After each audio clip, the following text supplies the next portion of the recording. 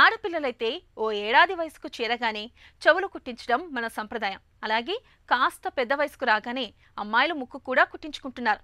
అయితే గతంలో ఆభరణాలు తయారు చేసేవారే బంగారు లేదా వెండి తీగలతో చెవులు లేదా ముక్కు కుట్టడం చేసేవారు.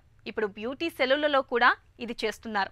ఇప్పుడు అధునాతన పియర్ రింగ్ గన్స్ తో చెవులు, ముక్కు లేదా అవసరమైన చోట్ల కుట్టడం జరుగుతుంది. ఇలా ముక్కు చెవులకు చిన్న రంధ్రం వేసే సమయంలో సరైన జాగ్రత్తలు తీసుకోకపోతే కొన్ని సమస్యలు తలెత్తే అవకాశం ఉంటుంది. అందుకే ముక్కు చెవులు కుట్టే విషయంలో ఎలాంటి జాగ్రత్తలు తీసుకోవాలో డాక్టర్ని అడిగి ఇప్పుడు తెలుసుకుందాం. ఇయర్లో పియర్సింగ్ అంటే చెవులు కుట్టించడం. ఇది మన సాంప్రదాయంలో ఒక పార్ట్ అండ్ పార్సల్ అని చెప్పొచ్చు. అంటే చెవులు కుట్టించడం మనం ఏ ఏజ్లో చేయించుకోవాలని అడిగితే మనకి కామన్ నాలెడ్జ్ తోటి ఒక సంవత్సరం లోపల చేయించుకోవమని చాలామంది మన పెద్దలు చెప్తూ ఉంటారు. అది సైంటిఫిక్గా ఒక రీజన్ ఉంటుంది. వయసు పెరిగే కొంది ఈ పిన్నాలో మనకి కార్టిలేజ్ అనే టిష్యూ ఉంటుంది. చిన్నప్పుడు చాలా డెలికేట్గా మనం ఏం చేసినా మోల్డ్ చేసుకుంటే అంటే ఏం చేసుకున్నా అవి మన రివర్స్ రియాక్ట్ కాకుండా, ఎందుకంటే కార్టిలేజ్ పూర్తిగా ఫామ్ అయి ఉండదు.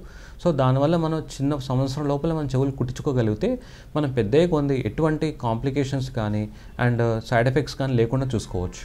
మనం పెరిగే కొంది ఏమవుతుందంటే ఆ కార్టిలేజ్ టిక్ అవుతా ఇంకా ముదురుగా తయారవుతూ ఉంటుంది. సో మనం ఇయర్లో మనం ఆ పియర్స్ చేయించుకున్నా చెవులు కుట్టించుకున్నా కానీ అవి మొత్తం హోల్ కాకుండా అయినా కానీ రివర్స్ రియాక్ట్ అయ్యి స్కార్ అయ్యే అవకాశాలు, ఇన్ఫెక్ట్ అయ్యే అవకాశాలు చాలా ఉంటాయి. అండ్ పిల్లల్లో మనకి చూసుకోగలిగితే చెవుల వరకు మనకి బ్లడ్ సప్లై కానీ లేదంటే నరాలు కానీ అంత మనకి ఎక్కువగా ఫామ్ అయి ఉండవు పెద్దవాళ్ళతో కంపేర్ చేసుకుంటే. సో నొప్పి కానీ ఇన్ఫెక్షన్స్ వచ్చే అవకాశాలు చాలా తక్కువగా ఉంటాయి.